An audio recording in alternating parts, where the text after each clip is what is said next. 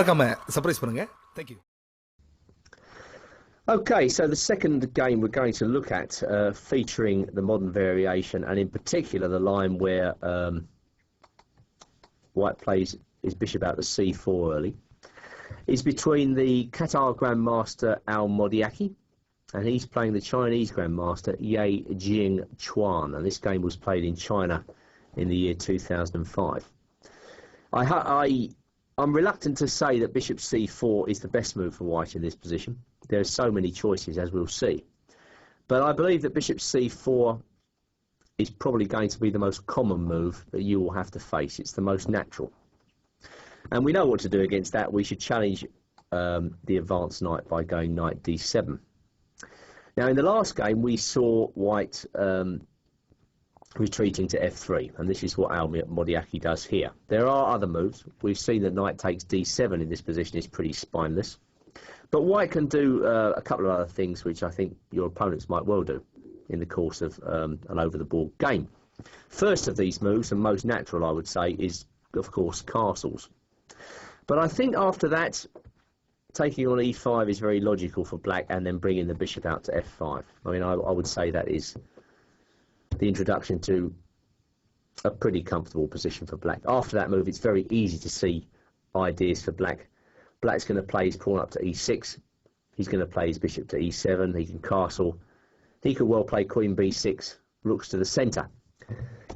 It's kind of like a Caracan or a Scandinavian, except that the early exchange of minor pieces only helps black. The pawn on e5 confers on white a space advantage. That's the logic anyway. And so when you've got a space advantage, you don't want the pieces exchanged. Here, black's managed to effect an exchange early, and so he should have a relatively comfortable game after that easy play. Take on e5 and then bishop f5. Going back to knight d7, white has tried queen e2 without an enormous amount of success. Again, black should seize the opportunity to take on e5 and then bring the bishop out to f5. There was one game I've got here, not a particularly great game, but it indicates how quickly things can disintegrate from white's point of view if even the slightest inaccuracy is made. This is a game between Marjanovic and Tarek Saya, played in Croatia 2004, where after bishop f5, white castled, black played e6 as directed, and now white played rook d1. Then came queen to h4, and now white, I think, panicked. You know, I can only suggest that that was the reason why the next move was played, because it's not especially good. Bishop takes d5. I really don't think that's a very good move at all. Nevertheless, let's see what happened. And now pawn to f3. Probably white was getting afraid of moves like bishop to g4, so decided to stop it straight away. Well, after that, bishop c5 check was an easy choice to make. And black just pocketed a pawn. You know, why not take on c2? Obviously, all of your games won't go quite as smoothly as that.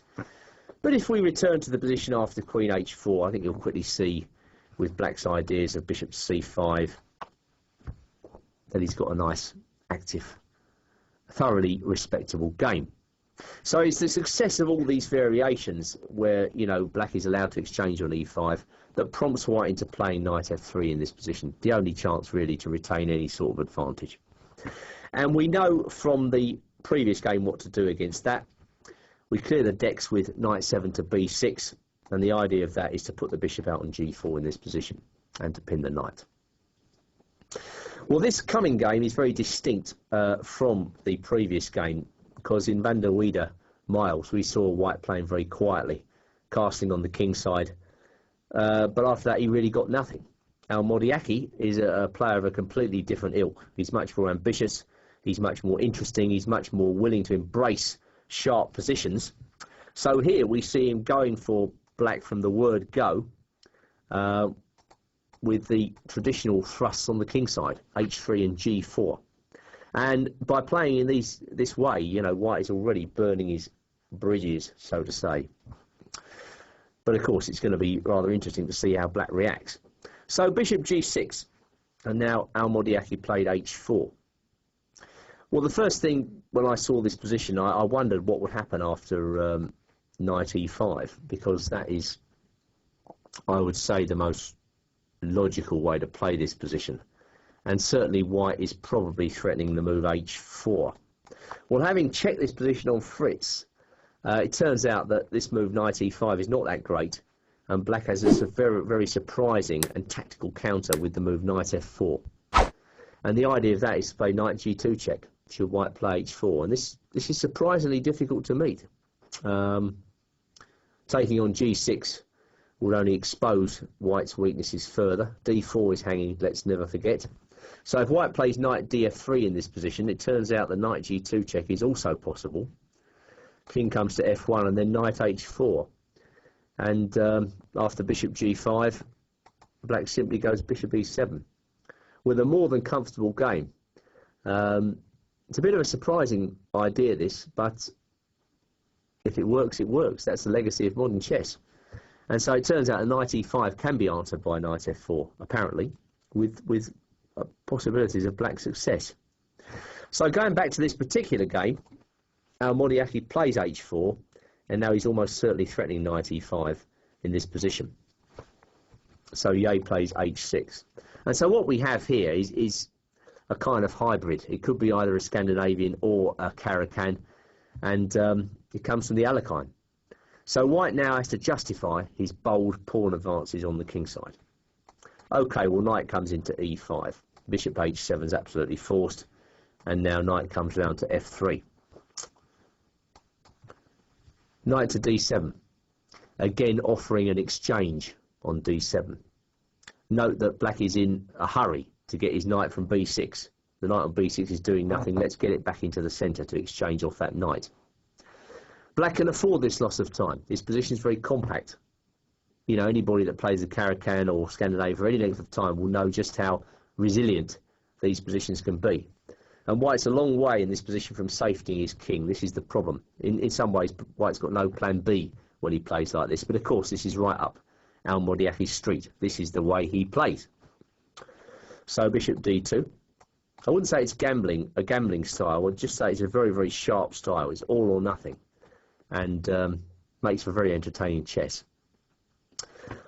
All right, black played a5. Well, we can see what he's up to there. White decided to keep his bishop on the b3 square by playing a4.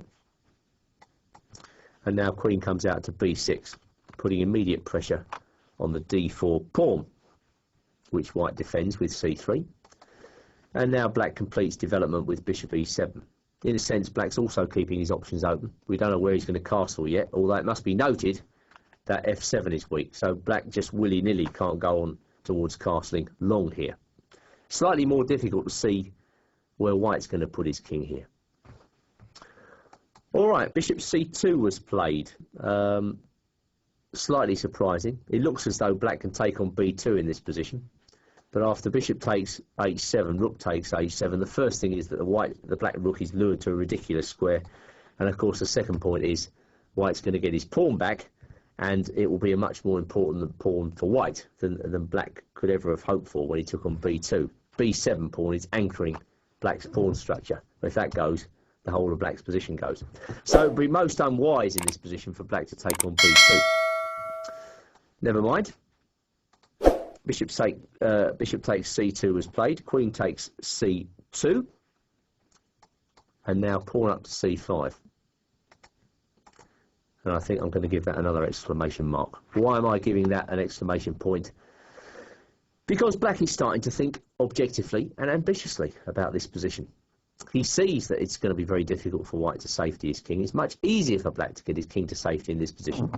And so, that being the case, why not open up the game? c5's the only real lever, and so it must be considered to be very logical in this position. It's just an excellent move.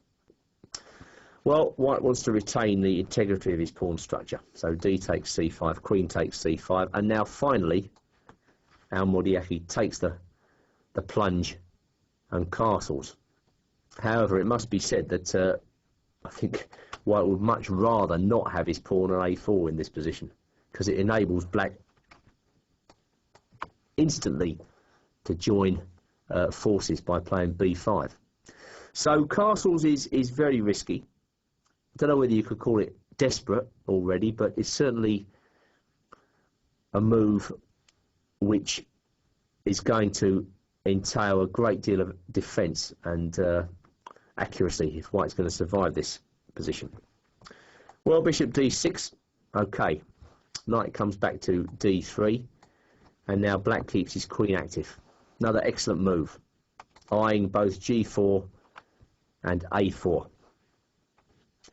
King comes to b1. There could have been the idea of queen a2 in the wings, so white just decides to cut that out. Rook comes to c8, and pawn comes to g5. Well, of course, black doesn't want white opening the king side in this position, so he blocks with h5. White continues to try and wrest open lines on the king side, but now black plays another excellent and cold-blooded move. He castles on move 26. And when you play such a move, you have to be confident in your judgment. But, I think it's just a very good move. Black brings the last piece into play, and he's all ready for b5 now. After which the black attack is going to be very, very swift. Well, white took on f7 and played rook to the centre. But now b5, it had to happen. And when it does happen, suddenly white is under tremendous pressure. Black is simply threatening to open up his king. Take a can opener to his king. Having said that, the denouement was very, very swift indeed. I mean, I wonder when Modiaki played knight e5 whether he could have foreseen what would happen. It's a mistake. Bishop takes e5. Rook takes e5, and now I wonder whether you can see black's winning move. Next move wins outright. It's hard to imagine, but it's true. I'm sure white missed this move. Yep, you were right. It is knight to b4. And that move is completely crushing. Because, the queen's on pre. Black's threatening queen a2 check, which is pretty devastating. The d3 square beckons, the f2 square beckons. Finishes the game. White resigned. So, okay, white can try the rough stuff against this variation. But it's uncharted territory. There may be improvements for white to be found on this game. But for the time being, black seems to be able to contest the rough stuff with success. And so I don't think you should be too worried by this h3 and g4 thrust. It just seems too weakening. White's position doesn't really allow such a...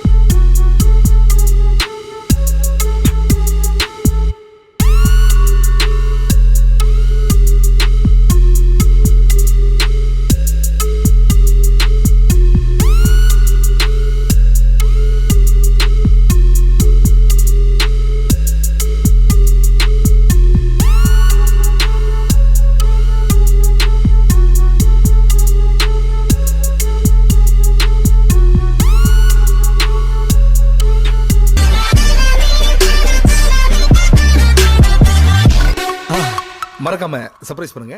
Thank you.